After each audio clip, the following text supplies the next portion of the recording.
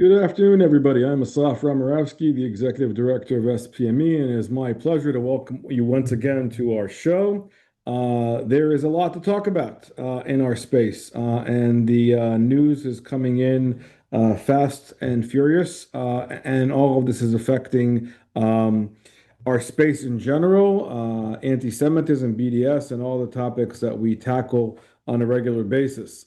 This afternoon, we have the privilege, as always, to talk to our friend and colleague, Alex Jaffe, the editor of our SPME BDS Monitor, who is tracking this religiously. There is much to discuss. Obviously, the recent monitor that this went out at the beginning of the month doesn't even capture the recent few hours because things are changing on a rapid basis. So we were trying to unpack all of this. Um, Alex will try to contextualize it all and try to bring us up to speed on where we are and the impact of the war on the space in general. Obviously, over the past weekend, we've seen reactions on the campuses by many of the Islamist groups, specifically at Columbia, Chicago, and Yale, calling for death to America. So that we're going to talk about those consequences as well as others at large. Those of you who've been with us in the past know Alex will talk for about 25 minutes to 30 minutes or so. Then we'll go into Q&A. Q&A will be done via the chat. So all you have to do is type in your question and we will do our best to respond. And if we don't get to your questions, I apologize in advance. Please feel free to email us after the show and we will respond in a timely fashion. So, Alex, without further ado, it's always good to be with you. The virtual floor is now yours, and we look forward to talking about all these fun and exciting things. Lucky us. I'm going to put, I hope this can work. I'm going to put a link in the chat so maybe everybody can see it. It's from the a piece from the Allgemeiner yesterday, I think, which provides some useful context. Okay, so thank you all for being here. I hope everybody is well, has survived a long and painful winter. I offer my usual apologies for the grotesquely overlong monitor that went out over the weekend, which is now to some extent overtaken by events, as the diplomats say. To those of you who are in Israel, I hope everyone remains safe. To those of you who are in Iran and choose to listen, I hope you all are safe as well. Um, and I hope that everybody here remains safe. These are very difficult times. It's a very peculiar and dynamic situation. The the murder of three people in Austin, Texas over the weekend has already been largely swept under the rug by a Senegalese migrant who expressed strong support for the Iranian regime. So the threat is here as well. Two synagogues in the Toronto area in York were shot up over the weekend as well. So the threat is very real. Um, the kinetic threat as well as the political threat. And the political threat, the cultural threats, these are the areas that we talk about, debate all the time in this webinar and in this space generally. And the question is always, what's real? What is signal and what is noise? How do we connect what's happening in the cultural sphere with the political sphere? Um, and the old saying, which I think was attributed to Andrew Breitbart, the late right-wing media firebrand, is that culture is upstream from politics. I'm not sure that that really is the case anymore. I think everything is connected, interconnected in very profound and painful ways, and the speed of change is accelerating. Friday when I finished the monitor. I didn't really expect that Iran would change everything over the weekend by Saturday.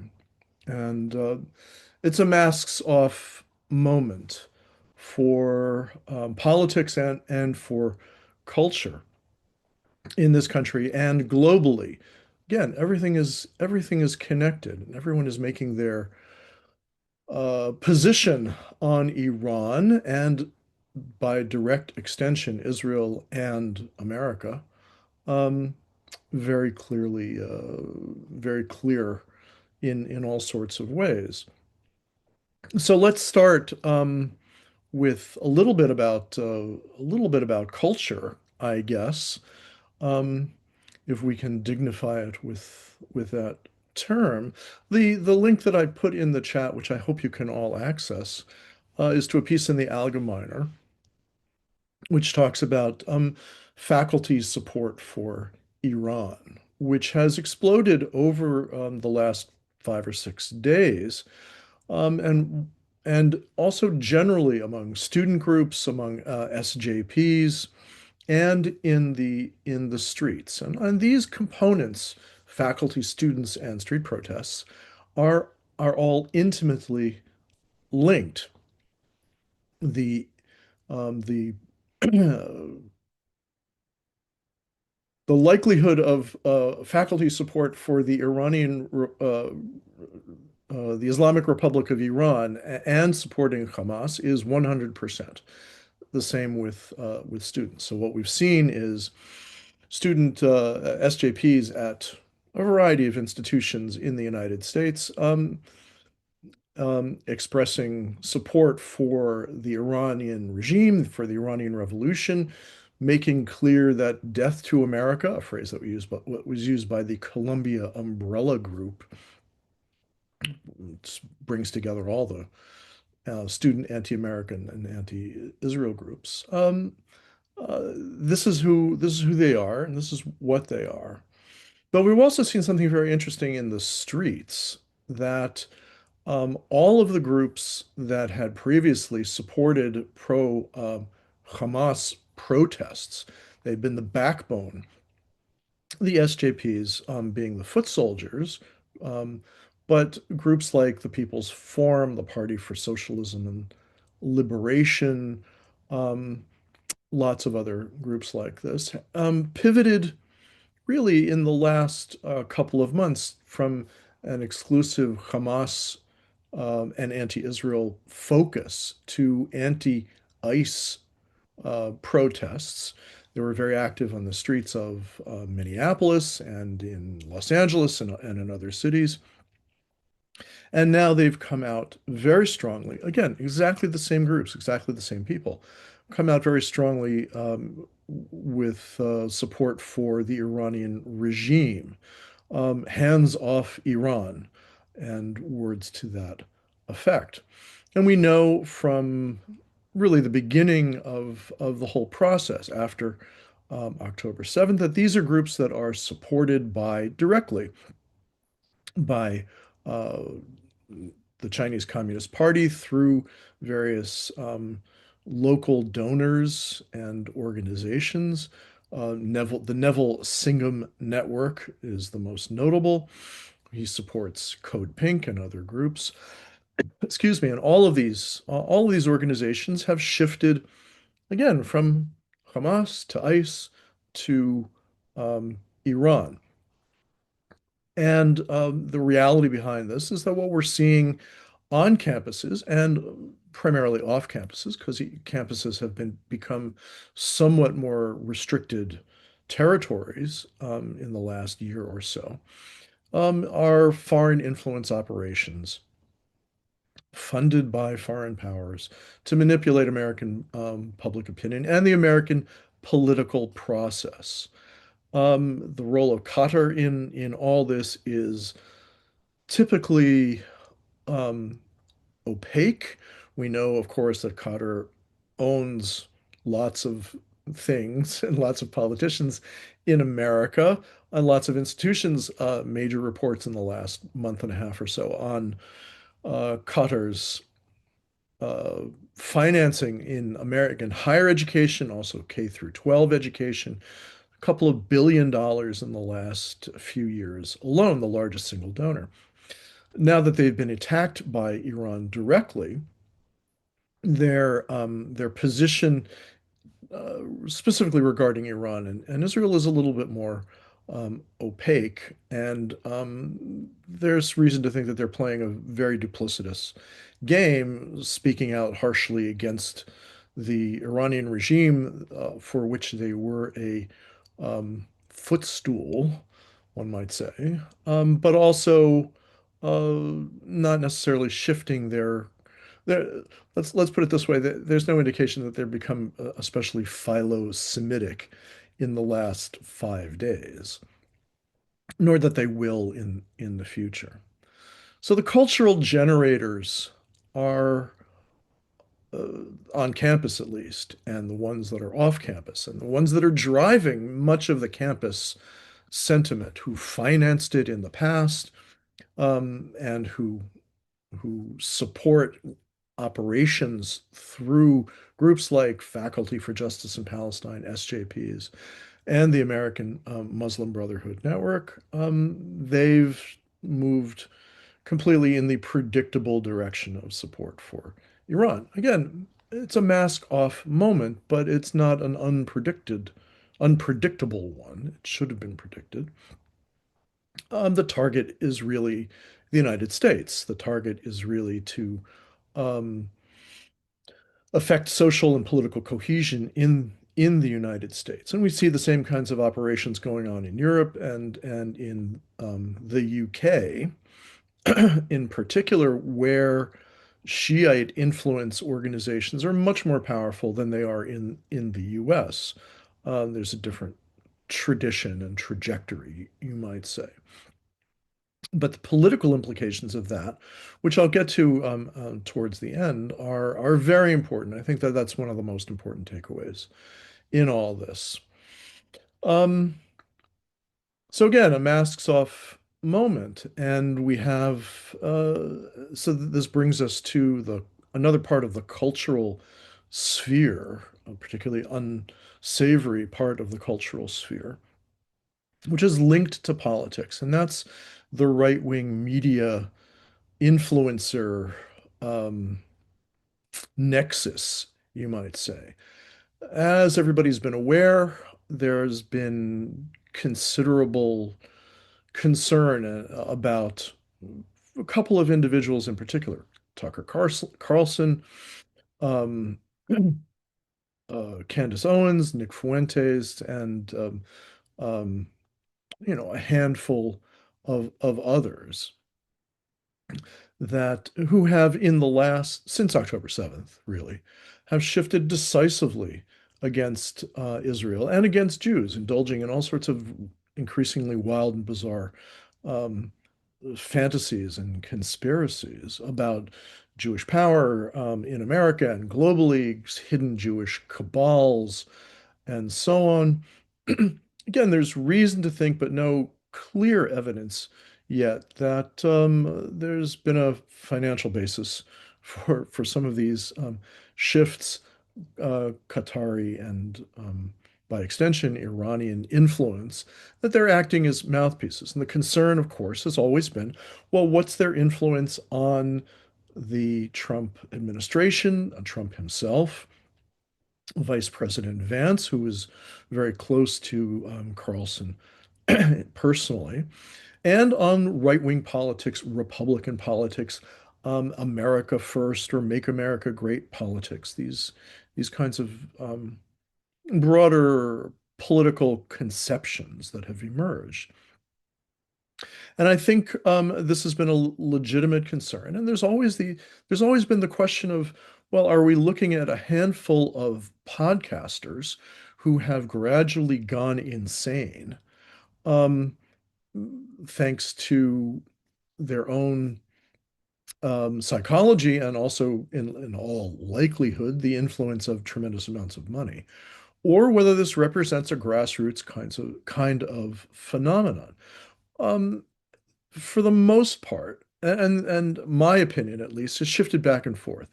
there's clearly the unity with which these particular influencers and a couple of specific right-wing political figures, the ex-representative Marjorie Taylor Greene, um, and Representative Tom Massey in particular, who have become increasingly loud and strident and shrill and hysterical and kind of crazed with respect to Israel and with respect to Jews. And I think, and there's also been legitimate criticism of President Trump and Vice President Vance for not speaking out against this. And Trump himself over the weekend spoke out and roundly condemned these figures, um, saying that they don't speak for him, that they're sort of over the top and around the bend. And Vance, in his own somewhat more diffident way, did the same thing. My question has always been whether this is a self-limiting kind of process that and Candace Owens, who is, I think, has legitimate mental issues, who's now begun to promote the idea that Jews are actually converted Khazars, you know, and that the real Jews are someone else. And um, Carlson, who has begun quoting scripture in his tweets and saying that he's not obsessed with the Jews, but spends most of his podcast talking about the Jews and the hidden power cabals that are influencing and pushing and manipulating the American political process and President Trump in particular, forcing them to go to war. I think that this is kind of a self-limiting um, process, and that these folks have, for whatever reason, sold out and gone insane, and that the influence on the right, the American right, is either limited or certainly yet to be demonstrated. But what we have to do, I'm afraid, is contrast this with the American left and the and it's very sad, it's very pathetic, it's very angering, it's very frightening. Um, Gavin Newsom, governor of California, reliable bellwether of the Democratic Party's, I think, amoral opportunism and willingness to accept any kind of slogan that will bring it electoral advantage, came out today. Um, Made some statements over the weekend, agreeing that Israel was an apartheid state and engaged in genocide, came out today, um, considering an arms embargo on Israel. Um, I think this is a good indicator of where the Democratic Party is. It's basically been hollowed out intellectually by the democratic socialists of America. We can see this in lots of other things, and I talked about it a bit in the Monitor over the weekend. The absolute standard retort to of candidates and incumbents talking about AIPAC as the hidden hand behind American politics, the nefarious hidden hand, refusing to take AIPAC money, even in races where AIPAC is not involved, and routinely accusing Israel of genocide. So in the Democratic House uh, primaries that in Illinois, in the Chicago area, I think there were 5 candidates, all of whom accused Israel of genocide and said very loudly that they would never take AIPAC money. There was a report today as well that a PAC, um, a PAC supported by Illinois Governor Pritzker, accused supported an attack ad on another Democratic candidate, accusing him of taking AIPAC money. And you have to couple this with the near complete um, condemnation of the attack, the American-Israeli attack on Iran, and the I hesitate to give a figure what percentage of Democrats are indulging in this, but a pretty uniform accusation that Israel had manipulated the Trump administration into attacking Iran. Now, to be fair, the administration's statements about what motivated the attack right at this particular moment um, were kind of garbled, with Secretary of State Rubio saying a couple of things, Trump himself saying a couple of things, difficult to reconcile statements, but it's clear that Iranian missile production and highly enriched uranium accumulation were the key motivating factors. Um, the absolute disinterest of Democratic spokespersons in expressing support for the Iranian people, or or trying to have it both ways, like, yeah, Iran is bad, but no, we absolutely shouldn't do anything about it. Um, Not recognizing, of course, that the Iran had essentially declared war on the United States in 1979, which is something that I recall quite clearly um, from my college days.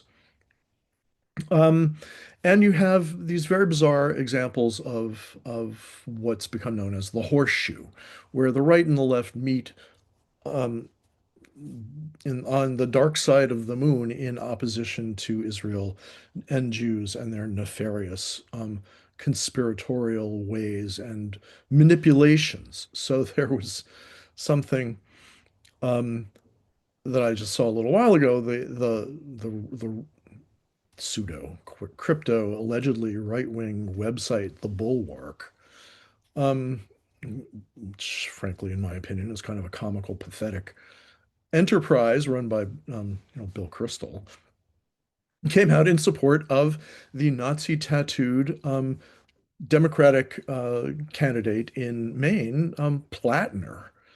And Plattner is one of the leading conspiratorial candidates, and he's sort of a crypto. He's a Nazi communist aficionado, one might say, as someone who walked around for 20 years with an SS death's head tattoo the size of a dinner plate on his chest. But that's okay because he expresses the right opposition to Israel and implicitly and rather explicitly, in fact, to Jews. So we're left in this very peculiar situation, and the results of the Democratic primaries that went on yesterday are just coming in, and I haven't been able to dig into them all that closely. It looks like Jasmine Crockett was defeated in Texas by a another Democratic candidate, James Tallarico, who seems to be a Beto O'Rourke light version. His main campaign issues are open borders and public funding for transgender surgery. So we'll see how that plays out in Texas or not. And lots of other races. Again, I haven't caught up with everything just yet.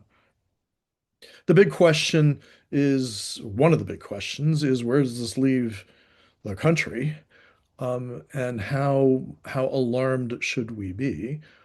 Um, I am a bit alarmed by all this. I'm considerably alarmed. It occasionally wakes me up at 4 o'clock in the morning for several hours. And there's also the question about Jewish political realignment, and that I think is a very interesting question.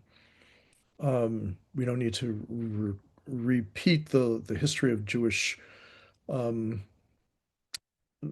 Jews in America and their political affiliations and their affection for the Democratic Party, which I think, which certainly goes back to the New Deal and the Depression and the figure of FDR, rather misplaced, I think, in my opinion. Um, but now that the leading figures of the party, Newsom, one of the putative presidential candidates, also what's her name? Kamala Harris. That's right, the one who was the candidate this last election, who's also come out talking about genocide and apartheid and arms embargoes and things like that, and how the Biden administration should have been much, much harder on Netanyahu, the satanic Bibi figure, the puppeteer who manipulates Democrats and Republicans alike. Again, is kind of classical anti-Semitic um, concepts and language. So where will Jews end up in the next election? And I don't really know. I think that the Democrats have nuked a lot of bridges um, with the Jewish community in America, and I'm not sure it's going to go back. And I can easily see that in the next presidential campaign, it will become a some sort of anti-Israel um, platform will become central to the Democrats, which brings me, unfortunately, to the international sphere and what I would call possible futures. Um, and the one possible future, both for the country and for the Democratic Party in particular, is the UK. And this is, I think, ominous, tragic, bizarre, and really quite deadly. So, and again, Iran has been a masks off moment. If no one really had any illusions about Keir Starmer, the embattled prime minister of the UK, but the sudden, relatively sudden rise of the Greens Party on the left and its victory in a by-election. The Greens Party, led by a Jewish quisling figure, Zach Polanski, their position is legalization of drugs, legalization of prostitution, um, full boycott and breaking of relations with Israel. Um, for which they were supported on the one hand by the the Gen X voters in this particular by-election and by Muslim voters. And Muslim voters, um, and they actually ran campaign ads in Urdu. Um, Pakistani voters in the UK are a sizable and formidable and uniform voting bloc who are increasingly breaking away from labor and moving towards the Greens. Now, on the far right, you have Reform and you have the Restore Party. The Conservatives are floundering, but the far right parties who are campaigning against migration and against immigration and in favor of remigration um, haven't had much traction, and the general election is still a ways off. But Starmer's refusal to allow British bases and British forces to become involved in against Iran. In fact, his statement that they did not and would not come to the defense of American forces and especially Israel. And then reluctantly, after Iran attacked the British base on Cyprus at Akrotiri and Britain's favorite ally in the Gulf, and you know, I could say negative things, more negative things about Qatar here. Um, his fear of the growing Muslim voting population in Britain, which again votes uniformly for whatever anti-Israel, anti-American, pro-migration, and uh, presumably pro-Iran uh, platforms that or positions that come along, is quite ominous. I don't see how the situation can be resolved. I don't know where it's going, and I think this is one of the terrible possible futures that the U.S. faces. The rise of ethnic voting blocs, identity voting blocs, specifically Muslim voting blocs, in the U.S., which we've already seen. We've already seen in the last presidential election the power of Muslim voters in Michigan. We've already seen the Mamdani situation in New York, where more and more policies and personnel are being inserted into city government, specifically to aid and enlarge Muslim influence within the city. And illegal and to aid and abet illegal migration into the city. There was an announcement yesterday or today about funding free K through three um,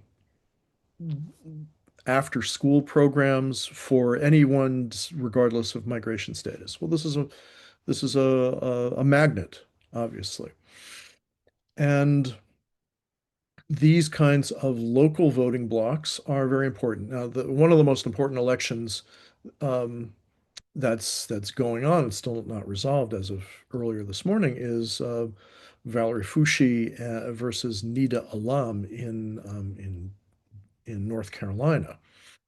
Alam was created as a hijabi woman who was created as an activist when she was a student at I think at Duke, moving her way up through the the local political echelons, school board and other things, who's now challenging an incumbent representative in the House, who would be, and she would be another member of the squad should she actually be elected. And these kinds of phenomena are happening all over the place.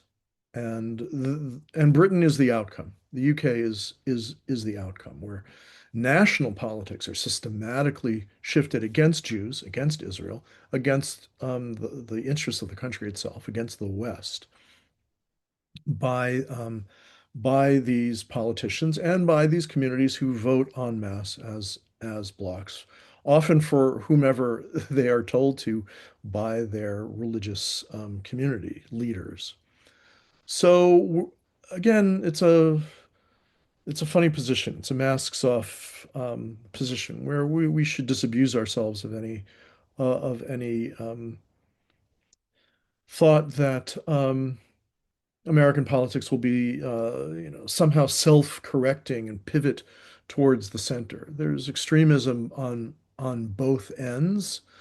Both parties are compromised in one way or another. I think the Democratic Party is actually compromised much more systematically.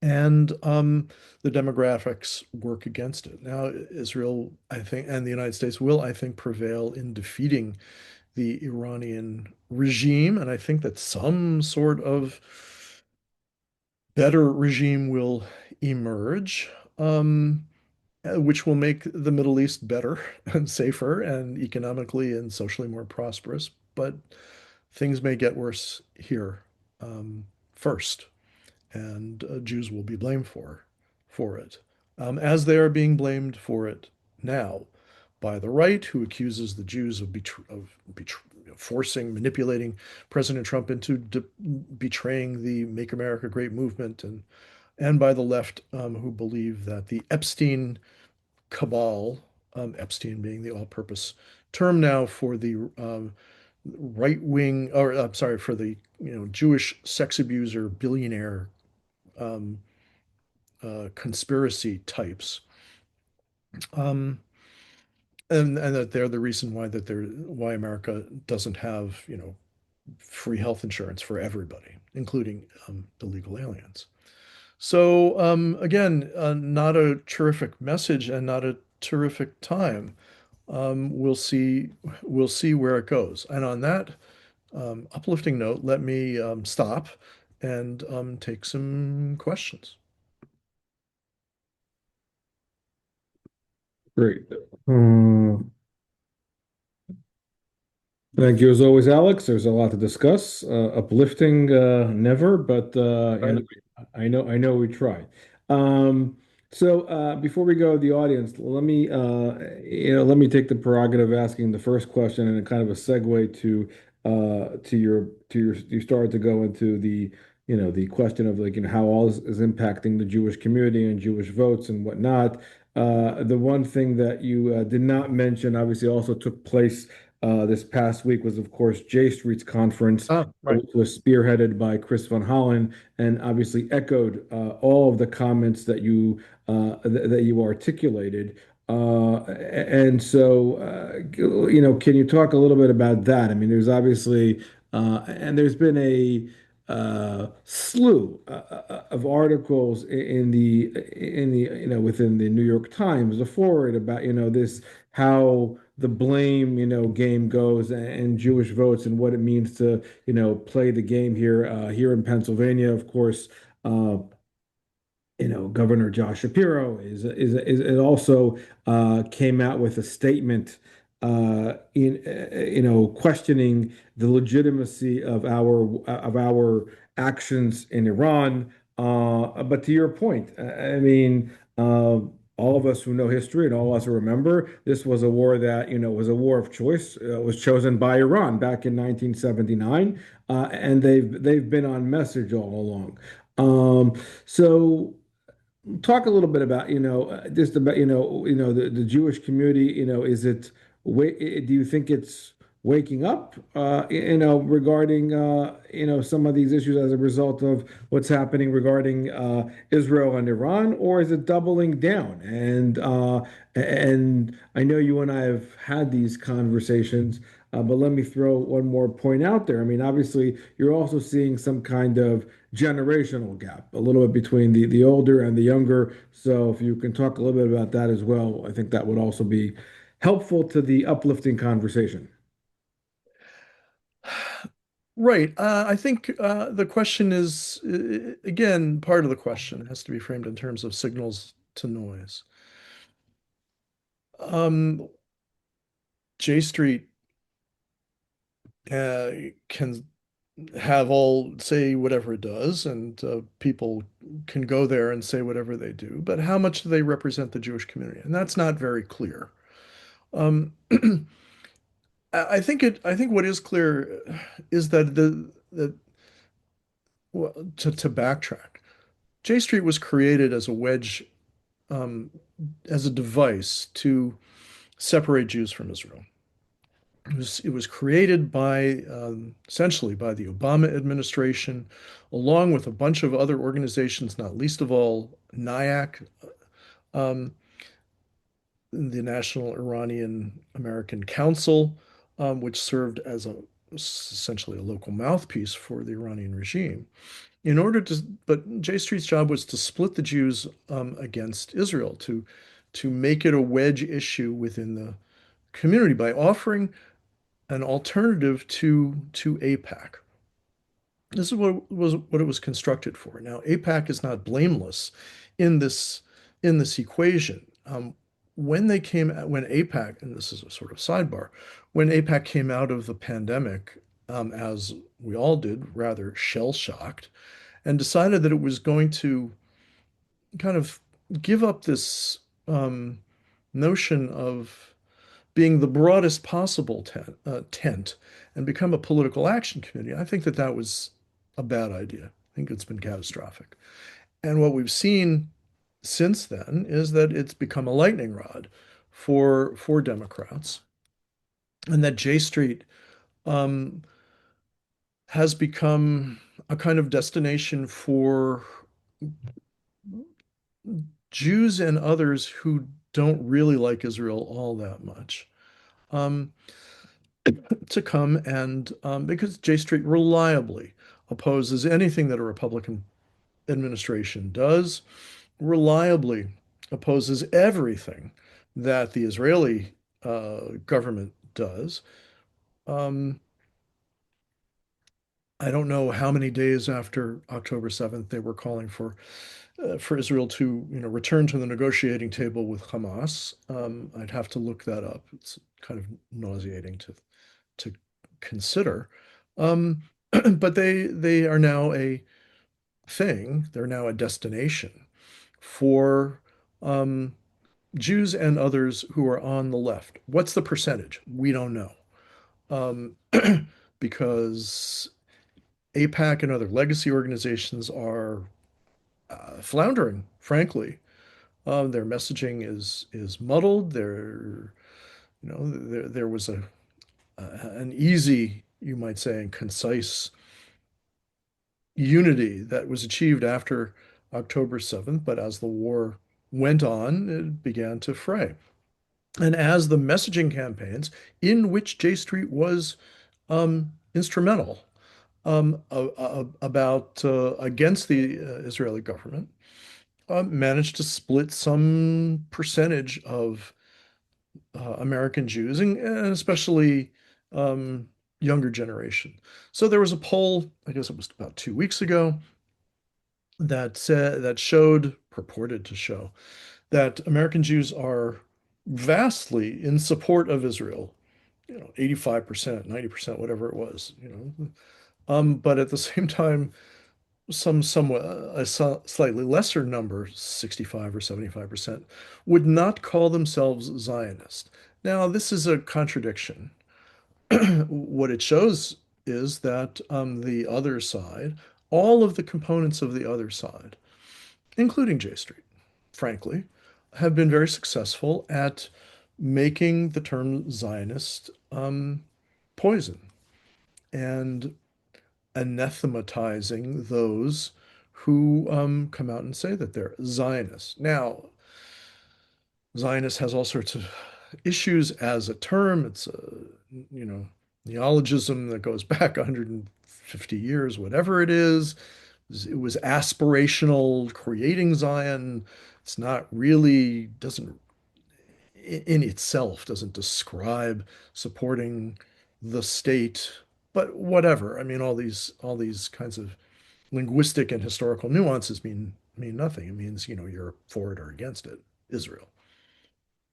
So I think that that's where we're at. And, the generational issue is an important one.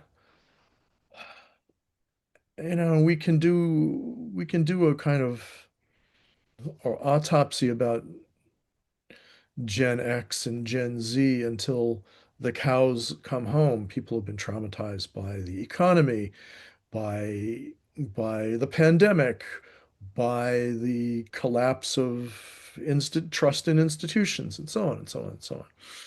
The collapse of the family, a kind of longer term, broader based social change, the collapse of literacy, the so on and so on. But I think it's a real phenomenon, and when you look at voters generally,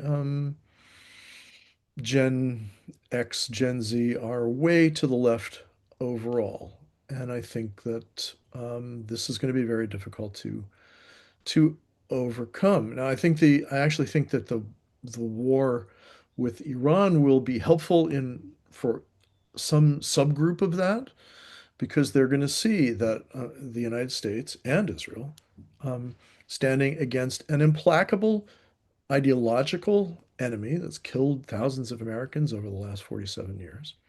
And they're going to be inspired by this. And you're going to have another group that is going to be absolutely repulsed by this. And and all these people vote for better, and for worse. Um, Only if they get a permit to shovel snow in New York. right. Well, that's where the big money is, actually. But hopefully, we won't have any more snowstorms here. because the city can't afford it and the rest of us can't afford it mentally. Um, so I think that there's something going on, and I think actually, and I you know said this to somebody, I think that the U.S.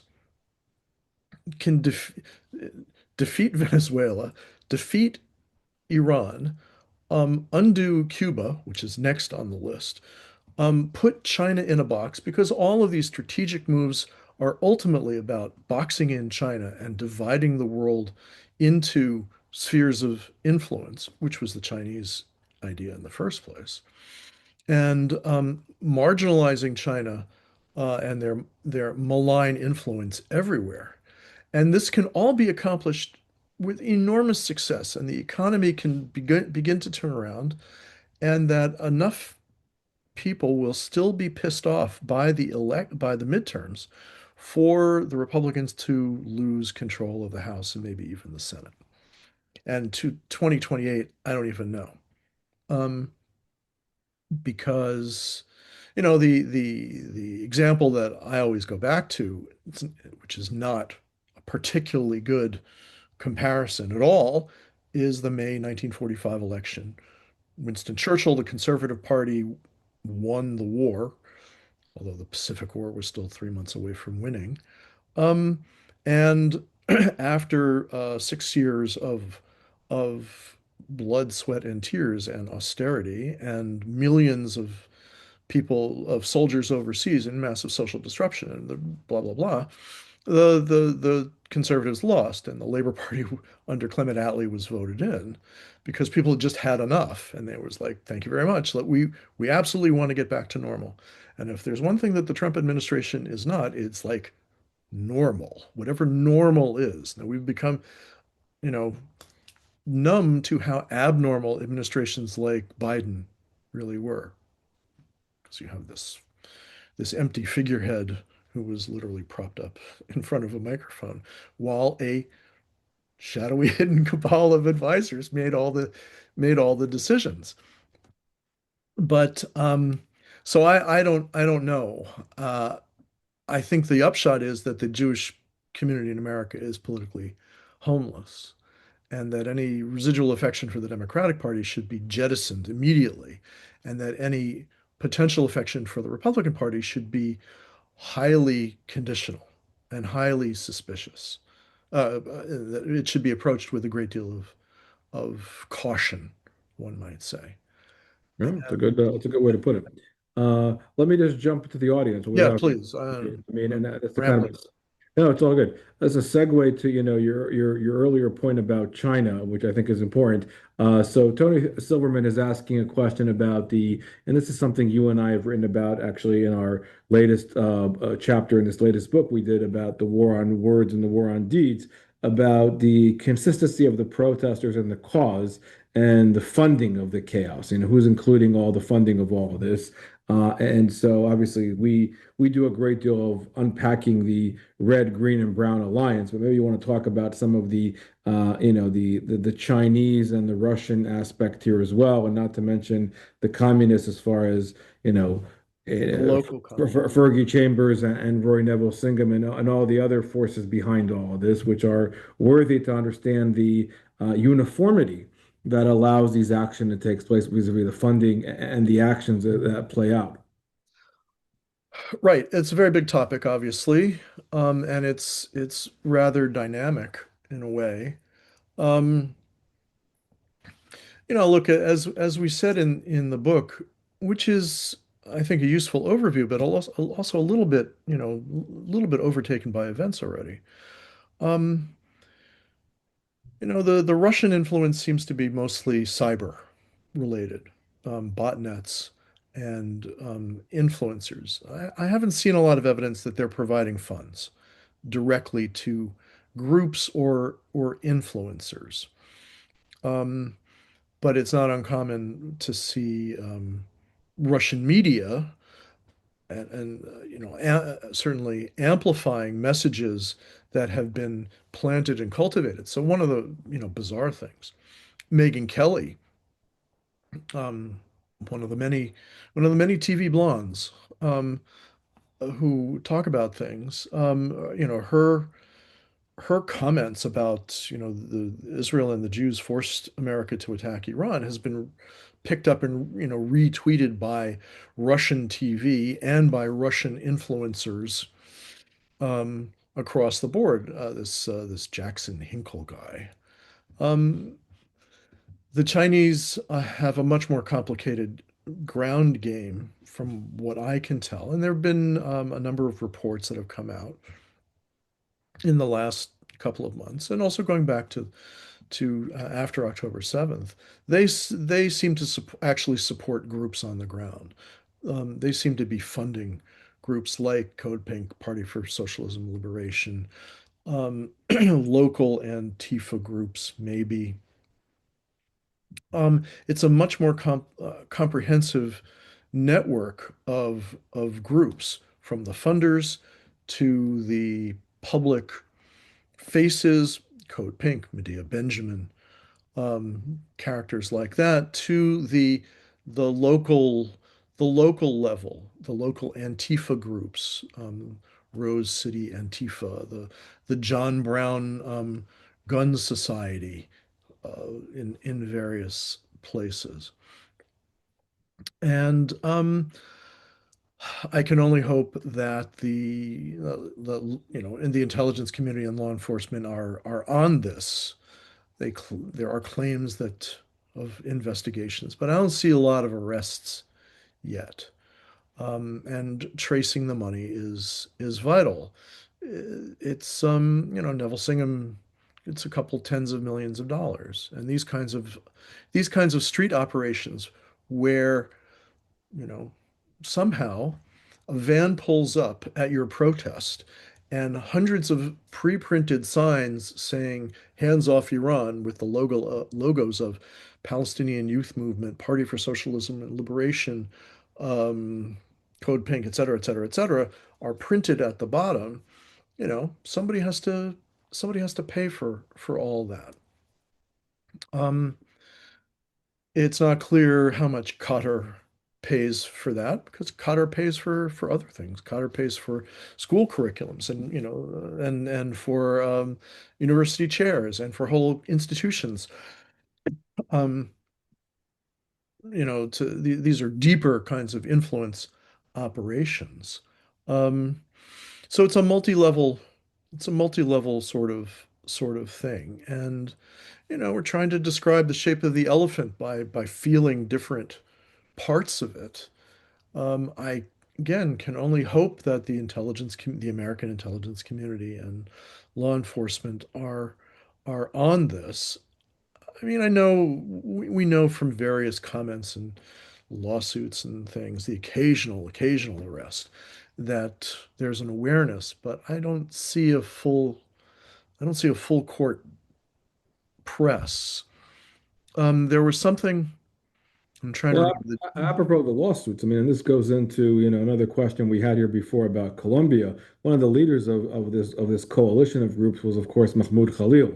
And so there's been a great deal of debate about whether or not, the his deportation and the game that's played out, and the legal game that's been played out in the courts about, the validity of it, and and really how these, this again, I think is to Roz Shorstein's question here about, what's the legal ground game here for, like, taking, and prohibiting these groups from coming to campus.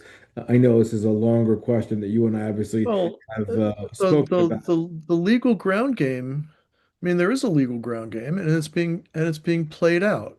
And so today, uh, the Seattle District Attorney indicted 33 individuals who had occupied a building at the University of Washington. Okay, so we'll see what happens. I don't know what's going to happen there, but last week we had the New York Supreme Court, I think, throwing out um, or throwing out or responding to a suit by, I don't know, 2 dozen or whatever Columbia students who had been suspended or expelled. saying that this was a violation of their civil rights. And this is astonishing to me. I don't understand the legal logic because it seems to me that a university, private, certainly a private institution, can expel anybody for any time for whatever reason it damn well chooses. Um, I mean, the students sign a contract saying we're going to be nice, we're not going to misbehave, and they're going to get, you know, they're going to face the consequences, one would think. But the other side has played a very clever ground game, and but it's the same thing. It's exactly parallel, and it's the same as really, it's the same game, same people as the immigration game. So the Center for Constitutional Rights, which is the communist um, legal representative group, which has legal representatives at every protest, and the ACLU and the New York Civil Liberties Union and all these other state groups sue up and down in every single court, saying, you can't deport somebody, you can't detain somebody, you can't turn individuals, wanted criminals with federal warrants, you can't, if they're arrested by a state or a city, you can't turn them over to ICE. It's all the same thing. And so I think the legal strategy for getting rid of some of these things is running into problems. And I, as a non-lawyer, I don't exactly know what to do about that. Um, but again, it's there is a massive, well-funded national effort to thwart the Trump administration in whatever it does, particularly related to immigration, particularly related to campuses, um, and it's going to be very hard to overcome that. And part of the goal is to just tie everything up in court until there is a new administration, and which will drop these policies and drop charges and so on. Okay, so the No, no, it's good. I another mean, cheerful. yeah, no, it's all part of our ongoing theme as far as uplifting. Unfortunately, I'm just keeping an eye on the clock here, and it seems like we are closing up the hour here. But I think that there is clearly a lot and obviously the war with Iran has ratcheted up everything in our space, and obviously I want to thank you as always, Alex, for for bringing us up to speed. Not always an uplifting way, but unfortunately these are not uplifting topics. But obviously, navigating this and dissecting and trying to figure out what we can do to deal with it. I think it's going to be is going to for sure become a a front and center issue for us going forward as the war continues. And obviously, the greater concern regarding Iran is, of course, how this impacts sleeper cells, lone wolves, and things that are going to actually take front and center here at home. And so we're going to see a lot more of this. To your point, the political toxicity is going to use that for each one of the parties as it relates to, where how they use the Israel card, pro and con. And I think that that's something we should be prepared for. And obviously, we're gonna be back here to discuss this and continue to look at all these elements. So for that, I want to thank you as always. I want to thank everybody for joining us this afternoon. There is obviously a lot more to discuss and a lot more to tackle. So please stay tuned for future programs. We will actually be talking to Hussein Abdul Hussein next week. He will be talking about his latest book, Making the Arab Case for Israel. So Hussein, who's been a prolific journalist and a researcher in the Arab world and in the Gulf, and has been tackling some of these issues, we'll get to hear some of his observations next week. And as a result of the Iran war, and of course, now that we're in the midst of all of this with the war with Iran, so we look forward to having that conversation. So stay tuned for that. And I want to thank everybody for joining us this afternoon, wherever you're logging in from. Stay safe and well, and we look forward to talking to you soon. So everybody have a good day, and Alex, we'll talk soon. Thanks for joining us. Take care then.